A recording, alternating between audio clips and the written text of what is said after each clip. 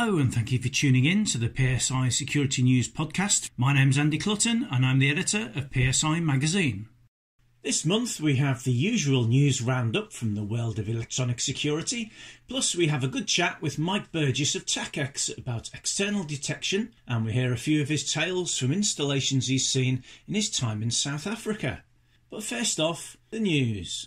Well, the big news this month is that PSI magazine has teamed up with Skills for Security and IFSEC to launch 2 new events for 2022, all with the aim of promoting apprenticeships, training and introducing new technology.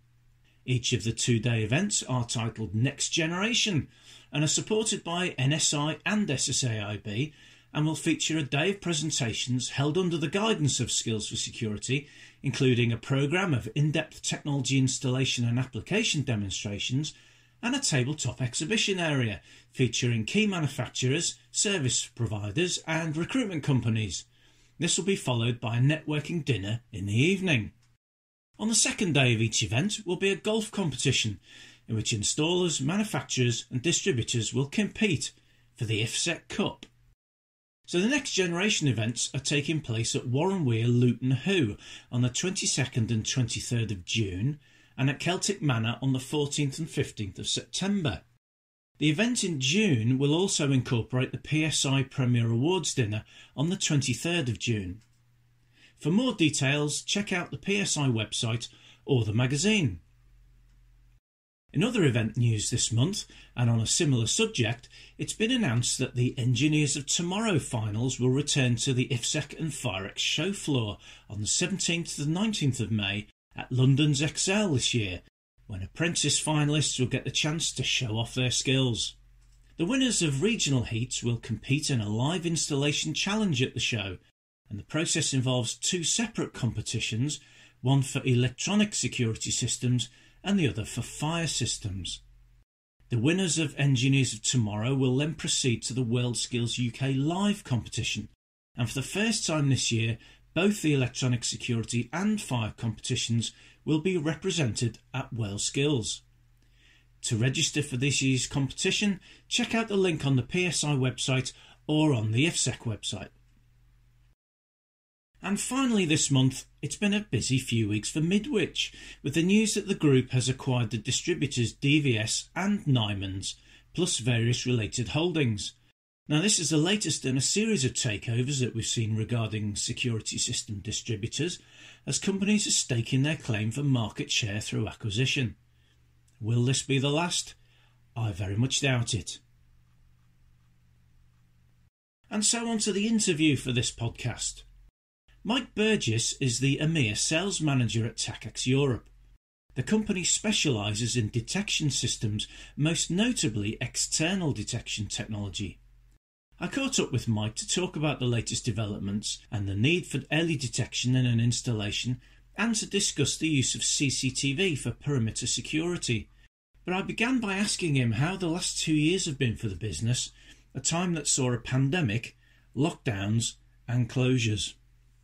We have found that the business over the last 20 years that I've been doing this, we have grown the business year on year, and in 2020 we saw maybe 50% of our business reduce over that period.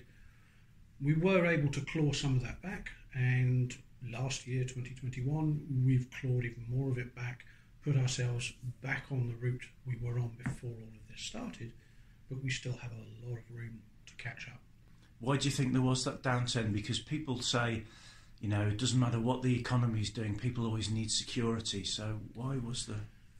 Initially, when this started, I thought, okay, we'll have all of these buildings that are now going to be empty, that are going to need securing because they no longer have that footfall, and people will be not mothballing, but certainly putting these businesses and these companies in a state of dormancy that will need protecting. To do that, you need people on the ground to actually install that. You need the distributors open to be able to buy the product. The whole infrastructure didn't collapse, but it stalled. Yeah. And whilst we kept open over the entire period, we did furlough a lot of the staff, but we didn't stop trading. We carried on supplying at a much reduced business, but we kept it going. And I think the whole world panicked. And when we first went into lockdown, we all looked at it and thought, it'll be over in 2 months, 3 months, not to worry. When it dragged over the year, over the Christmas period, people were finding other ways of dealing with the situation, but most businesses suffered. And I think we, along with everybody else, suffered, not as much as some of the other industries, and we're still here. We still had 60 years of experience behind us and longevity behind us to weather this rather large blip on the scale. So now that places are beginning to open up, are you seeing more installations come to light? There's more coming up? Absolutely. One of the two, we have two sides to our business. We have the distribution-led side, which is the day-to-day product buying, and then we have the projects. And one thing we did find was the projects stopped. That was a big, big difference. And the projects, normally you're looking, a project will take 3 to 6 months from design and inception. What we have found is that I'm seeing projects come back now that we were talking about 18 months ago. Mm-hmm. There are a few projects that did keep going. We're involved with the HS2 project, things like this, but the majority of projects just went on hold. Again, the companies that were doing specifying these projects also panicked, and they suddenly went, hang on, do we really need to spend this money right now? Let's wait and see what happens. We're now at a stage, the last few months, where I believe people are just going, just get on with it. Let's not let ourselves slide back into another doldrums. Let's actually just carry on regardless, and we're seeing that more and more now. We've lost a few installers around the world over the last 2 years. Haven't lost any distribution though, which was comforting, but I do know that those distribution routes have suffered greatly. Yeah. And they again are desperate to try and recover some of the lost business over the last 18 months. Now, I mean, one of the things that's certainly happened over the last couple of years is that the go-to product for security, whenever people say we need to get some security, it's CCTV. It's its first port of call. Do you have any concerns about people going straight to CCTV? 15 years ago, I was told that my job would be redundant within 5 years because video analytics were going to take over the world. CCTV would take over the world. My product, which is very much what I would consider the bread and butter of the security industry, it's the initial switching, I was told that would be obsolete. Only last week, I had a meeting with a company that specialises in remote CCTV, in rapid deployment CCTV, and they came to me looking for triggers. Even though they are top of their game, they realise and recognise the need for my type of product to actually fill in the gaps where their product's being used. What I have noticed is the huge influx of home CCTV. We've all seen the Ring adverts. We've all seen, I mean, I'm on things like a neighbourhood app, and every fourth or fifth advert is for a certain company that is pushing to get people to put CCTV on their home. I'm as guilty as anybody else. I have 6 or 7 cameras around my house, all bought from Amazon, nothing to do with anything else. The reason I did that was because some of my competition were introducing CCTV integrated into detectors, something which we are not looking at, and I wanted to be able to have a sensible alternative that I could prove works at a price that isn't excessive. So yes, CCTV is everywhere now.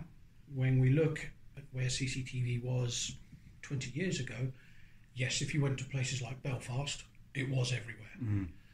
Whereas you walked around rural areas, it wasn't everywhere. Now, if you walk down, certainly the street where I live, I would suggest maybe 20% of houses have got cameras on. And we have found, I mean, one of the effects of the pandemic over the last 18 months, there have been more desperate people around. Through no fault of their own, and desperation does lead to problems, and that's where CCTV unfortunately does come into play. And I've always said, in an ideal world, I'd be unemployed. Yeah. It's not an ideal world. We work in an industry that is as important, if not more so, than it was 20 years ago. So yes, to answer your question, CCTV, it is something that is every day now. If you go back 10 years and said that you had cameras on your house, people would go, why? Are you a football player? Yeah. Are you It makes me a target, doesn't it? Yeah, exactly. What people are recognising is even having a cheap camera on your building, on a domestic side, is a deterrent. I see people walking past my house and you see them looking up. They certainly don't come onto the property. Yeah. Even though I have no physical barrier between the street and my property, the only people that come onto my property are people with a right to be there. Yeah. It's certainly, if there's an alternative, they'll go for the one without the CCTV, won't they? Yes, I mean, I've always said my product, my solution, does not solve a problem. What it does is it stops it being your problem. It moves next door. Yeah. And next door goes, well, actually, I also don't want that problem. And it expands. And if you do the right solution in the right place, it expands exponentially throughout that small region. And eventually, it drives the crime away from that area to a certain extent. Now, external perimeter detection used to be a bit of a bad name because people say, oh, it's triggered by foxes and cats and dogs and bushes and things like that. So how have you overcome all those preconceived notions that people have about external detection? Education. I've actually written a guide which explains how a passive infrared detector works. A lot of people think they know how a passive infrared detector works, and in the guide I've written, it's not necessarily about our products, it's about the product in general. And I've equated it to a menu, in that you could go and spend less than a bag of chips on a PIR, all the way up to a bottle of wine costing 1,500 euros on a single device. There has to be a reason for that. There has to be a reason these products exist. And the separation between internal and external is huge. Internally, you can spend your bag of chips on a PIR and it will work because you're in a controlled environment. Yes, if you have a pet, you buy one that is pet immune, okay? Now maybe you're up to a Big Mac. Whereas as soon as you go outside, even your Big Mac's going to have a problem. Really, you need to go up to Pizza Express or whatever it might be. And I put this down in a way that people can understand that externally, yes, you have sunlight, you have wildlife, birds. My biggest market is South Africa. Now, in South Africa, if somebody breaks into your house and you're in your house, there's a more than even chance that you're going to die. It becomes life and death. So when we put protection outside, people need to know it works. Because if it keeps going off, either they're going to have a heart attack because they think somebody's coming onto their properties, or the installation company, because everything is armed response down there, is going to get fed up coming out because the products keep going off and they'll withdraw the service. So we have a solution that I introduced in 2005 in South Africa. I now have over 3 million products down there. It is trusted, and one of the biggest issues down there is wildlife.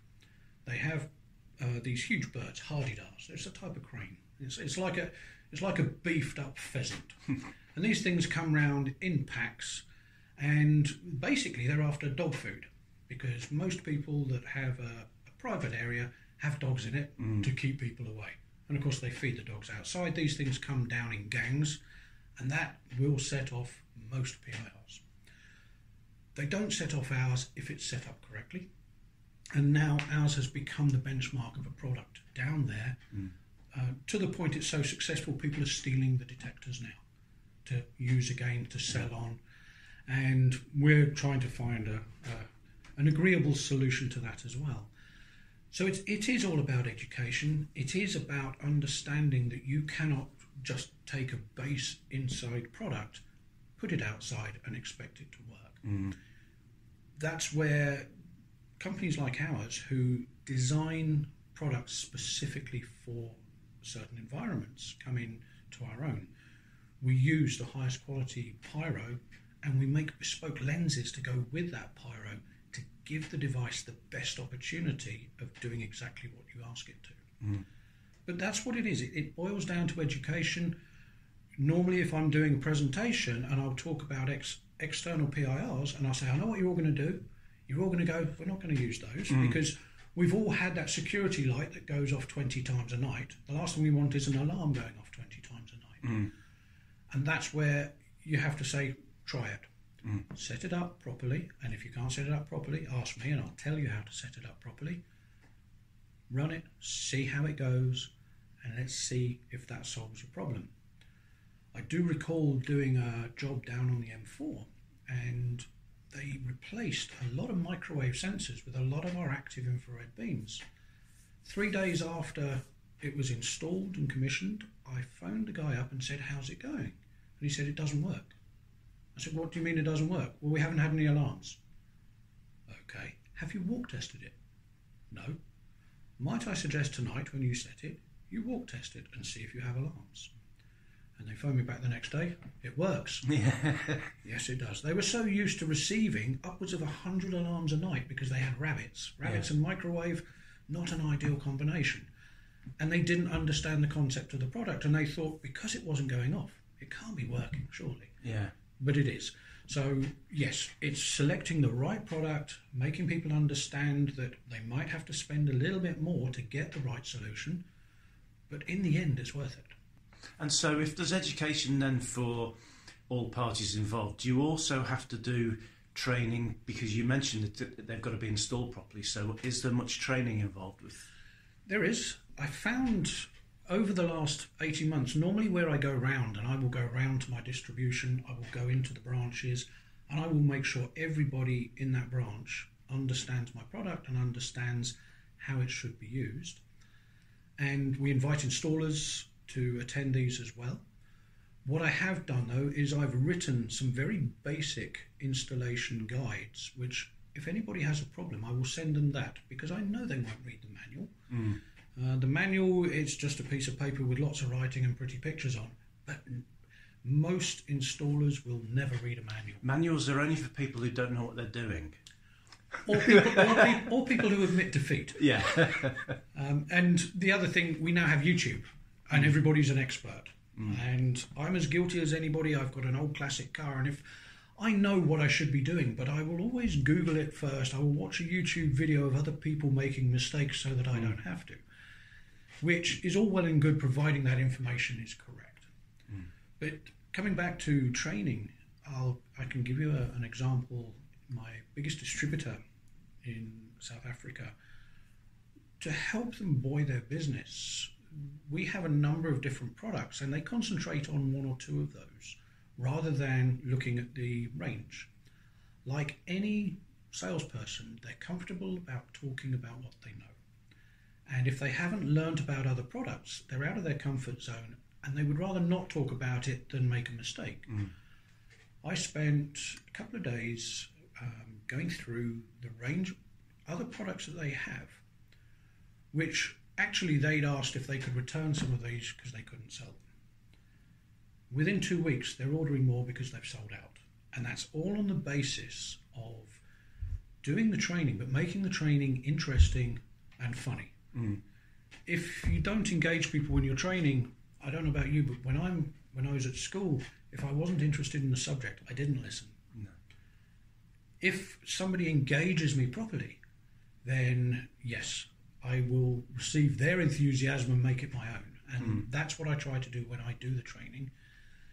I did sit in front of a panel of installers in Portugal a couple of years ago, and I was preloaded with a question, how do you stop false alarms?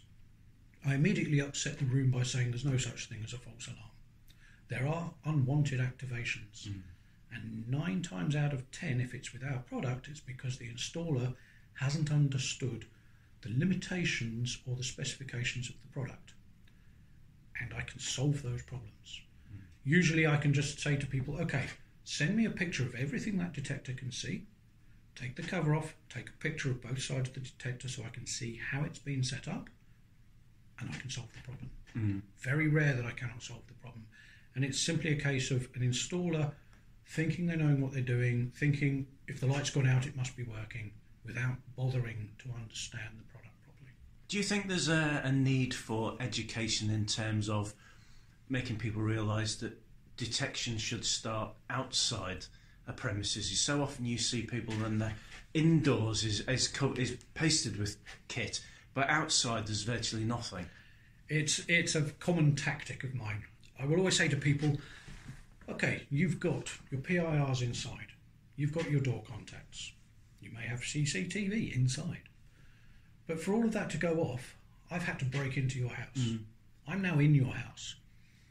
I will guess that either you're going to turn up in 30 seconds with a baseball bat, or the police have been called or whatever, and I've got 10 minutes maybe, possibly longer these days, but I'm in your house. I've already damaged your property and I've violated your space. While I'm there, I'm going to try and make it worth my while. Whereas, as soon as somebody steps foot onto a property and all of a sudden the lights come on, a message might come out, you start thinking, I'm not even at the house yet. You know what? I'll go next door. Unless there's a very specific reason they're targeting that property. Yeah. Most things like this are opportune, and I do believe that pushing the protection outside is actually more important than inside. My house was broken into early, I think it was 2003. And the old adage of the plumber's house is the one with the leaks. Yeah, my house didn't have any security on it.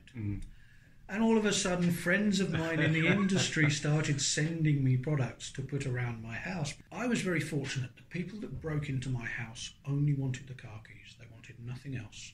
They didn't damage anything. But it put my entire family on edge. Somebody had broken into the house and had, again, violated our space. Subsequently, we had security put around the house. The problem with the internal security is that's fine when you're not in the house, but when you're in the house and you have to remember, hang on, I can't go in that room because that zone's on, or I can't do this, or if my daughter comes home, she's going to set everything up, whatever it might be. Externally, that's where you really do decide, okay, everybody's in the house, I can now turn on everything outside, job done. I've pulled up the drawbridge, my moat of surveillance or whatever it might be is out there. And it is that basic mentality of, this is my castle, that security is my moat, and I'm secure. There's nothing will get over that moat. So yes, very much it's something that we specialise in external security. We do internal, but we specialise in external. Just to give you another quick story about that, I used to stay with a friend of mine in South Africa, ex-Special Forces, and I provided him with a security system, or with the detectors for a security system to put around his property. Again, South Africa, I know that there have been break-ins around his area, and next thing I know, about 6 months later, he phones me up. He woke up with a gun against his head. His wife was in another room, his daughter was in another room. They cleaned him out. They really scared this guy. And this guy, ex-Special Forces, knew enough to comply. You wake up with a gun against your head, you don't panic, you just comply. I did, of course, have a go at him because he hadn't installed the detectors. They were installed within a week, and they had lots of problems. And so the next time I was out there, I looked, and it comes back to what I was saying earlier. The installer hadn't understood the way the product should be set up. I spent 2 hours relocating everything, and it's worked ever since, and that's 10, 12 years ago now. So in terms of the technology side of things, are there any developments that you think people might not be aware of? There's quite a lot of battery-powered things now, which obviously makes remote premises easier to protect. So are there any developments recently that you think people need to know about? Yes, the battery side of things has come on in quite a lot in the last few years. We've been after battery-powered beams for a long time, but because of the technology we use, it's quite power-hungry, and that led us to have to come up with a compromise, which we don't normally like doing. But what we have done in the last year is we have found a way to use our technology without compromising, which everybody said was impossible. It's simply the electronics that we use and the way in which the signal is used that has made it very power hungry in the past, has also given it the best light immunity. Now, one of the big problems for active beams is sunlight. And if you compromise on the quality of the beam or the system that is being used, you are likely to encounter issues with sunlight. The latest set of beams that we've produced takes that into account. So now we have the same technology that we have in our hardwired beams, but in a battery-powered version. We've made them universal. We don't manufacture wireless transmitters to feed back to the panel. So what we've done is we've made sure that there's enough room and you have the battery capacity to run anybody's wireless door contact or wireless transmitter, whatever it might be. If it's Texacom ricochets, if it's Pyronics, if it's Honeywell, they will all work with our products. We find this particularly advantageous because we don't want to tie anybody down to having to use a particular panel, a particular system, and people are recognising the fact that they might only want something temporary. They might not want to have to lay a cable, however far it may be. And particularly for remote locations, again, I talk about South Africa because I know the country very well. You have load shedding there, which is where you might get power between 2 and 6 in the evening, but after that, somebody else is going to get the power because they haven't got enough power to go round. So they end up load shedding. They end up saying, okay, you don't need power for a day, that's fine. And this is where battery-powered solutions come in very, very useful, because you're not suddenly panicking, sitting in the dark going, okay, well, now people are going to come and attack us because they can see all the street lights are out, they can see most of the house lights are out, and they know the problem is they advertise where they're going to do this load shedding as well. So yes, battery-powered, in the past it's been an internal thing. And again, when I had the system put into my house, my wife would not let me put wires through walls and in ceilings and everything else. So we went for a battery-powered solution. To take that outside, again, we can just say to people, okay, you've got a wireless system inside. Now we do the detectors, so you can take that protection outside without changing anything. All you've got to do is activate another zone, put the transmitter so it talks back to your panel, and there you go. You've got it ready, all ready to go. And people, you can see people relaxing a little bit because they realise, actually, you know what? That is quite easy. It is quite simple. And I don't have to necessarily employ someone to come and dig up my driveway. So yes, battery-powered is a real bonus to what we do. One thing about battery-powered, though, I think with security grade 3, you cannot have battery-powered solutions. They don't like it. So what you tend to find is the battery-powered solution is more aimed at the domestic scenario or the rapid deployment building sites, places like that, where if you've got a building that you know is going to be knocked down in 10 days, you're not going to invest in the infrastructure of putting something with wires everywhere. Besides, the wires will get stolen as well. But with a battery-powered solution, it's fine. It can be out there. The longevity of the batteries on our beams, the first set we did would last for up to 10 years on a set of batteries. The new ones will last up to 3 years. That's where that power-hungry technology comes in. But still, 3 years is normally more than enough for most people. If I come back and see you in 5 years' time, what are we going to be talking about? What will the trends be? What do you think? Where do you think the market's going to go? The market, if we separate it out into two very clearly defined markets, you have the domestic housing, you have the industrial. The domestic market is going more and more home automation, and in 5 years I would suggest that 70% of people will have security accessible through their phone. I mean, a lot of people have got it now. I've got it now to a certain degree, and I'm a Luddite. And I think that's the way, certainly on the domestic side, things are going to go. Everybody wants to be able to control everything from an app, and that technology is now there. There will still be a market for our type of product unless, through the lens, video identification has got to a stage where it is faultless. I was told 15 years ago that would take 5 years. And as I said, I'm now meeting with companies that specialise in video detection, wanting to use my product still as the final piece of the jigsaw. So that's where I see the business going, certainly on that side. There is a lot more involved with access control now, with intelligent access control, again, that can be controlled from your phone, from your laptop. It's no longer everything going to a monitoring room and everything having to be dedicated to a security specialist in the building. It's becoming an everyman tool. And as we're seeing the world going into more economic strife, we are going to see more and more need for this, particularly as we're seeing things like the energy prices going up, where people are forced to live hand to mouth and desperation is going to kick in, and they're going to be in a position where you can't blame people for things they need to try and do to survive. And that is going to make our product all the more valuable and all the more necessary. I would suggest at the moment CCTV is your verification tool more than your alarm tool. Everywhere our products are used, particularly when it comes to the more expensive products, it's to trigger CCTV. It's to say, okay, here is the problem, and then the CCTV is there to monitor it.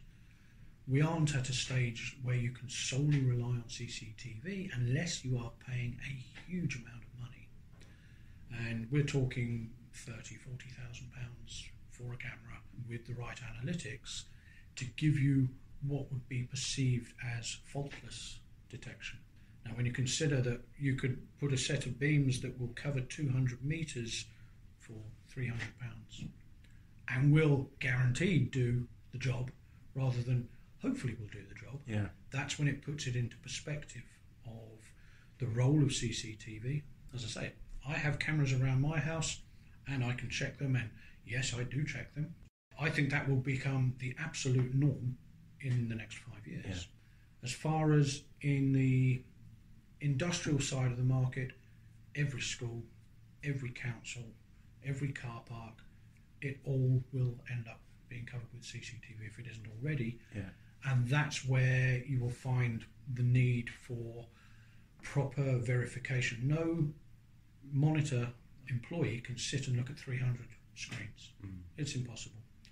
Whereas if the analytics becomes better, where at least something will flag up, even then, yes, it will be feeding real time, but the reaction time for the guy in the monitoring room to actually, what was that? Let's go back, let's look at that. Oh yeah, okay, now let's do something. Somebody breaks a detector, bang, there is an alarm. There is something there that's going, you need to react to this now. And it's, okay, we're only talking minutes difference, but those minutes can be quite critical. And that's Mike Burgess of Takex Europe there with a great insight into detection systems.